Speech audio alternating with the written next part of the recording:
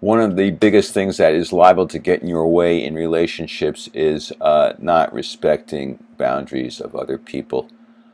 This is a big problem that people have. People, we want what we want when we want it, and so you get into an argument with somebody and they say no, and you want them to say yes, and so they say no and you don't take no for an answer. You go back, you badger them, you try to manipulate them, you try to impress upon them how important it is, you influence them. They keep saying no, stop it, I'm not going there. And you can huff and puff all you want. I'm not changing my mind. This is how I feel, and I'm not going to change my mind no matter what you do, so stop it. And they don't stop.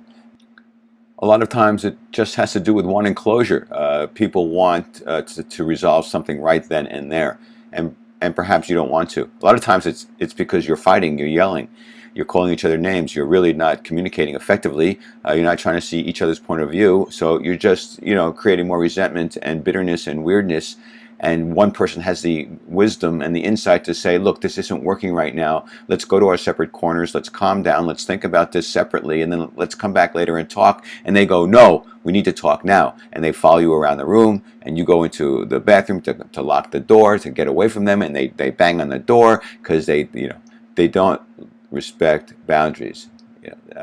So if this is you, where people say no, no means no, whether you like it or not. You need to respect that and go away, and then either come back some other time and say, can we revisit this? Can we talk about this? I think you misunderstood me, or I really feel it's important that I make my case here, or I think you're making a mistake. But if people say no, if people say I don't want to talk about it, respect that and stop talking about it. If they say I don't want to talk to you right now about anything, please go away, leave me alone, stop texting me, stop calling me, give me some space. If you don't do that, you are not respecting boundaries, and what you're doing is the exact opposite of what you want.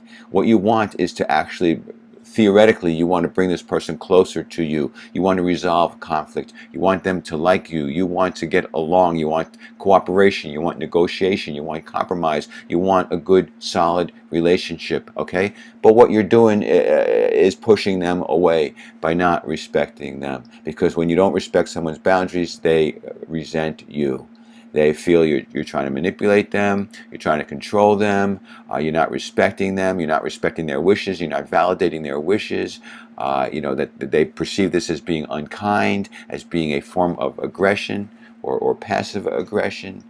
So when you don't respect the boundary, you are doing the exact opposite of what you want. You are pushing people away. You are building up more resentment and bitterness and anger and unforgiveness. Okay, the exact opposite of presumably what you want. So look, yes, you have to learn self-control. You have to learn impulse control.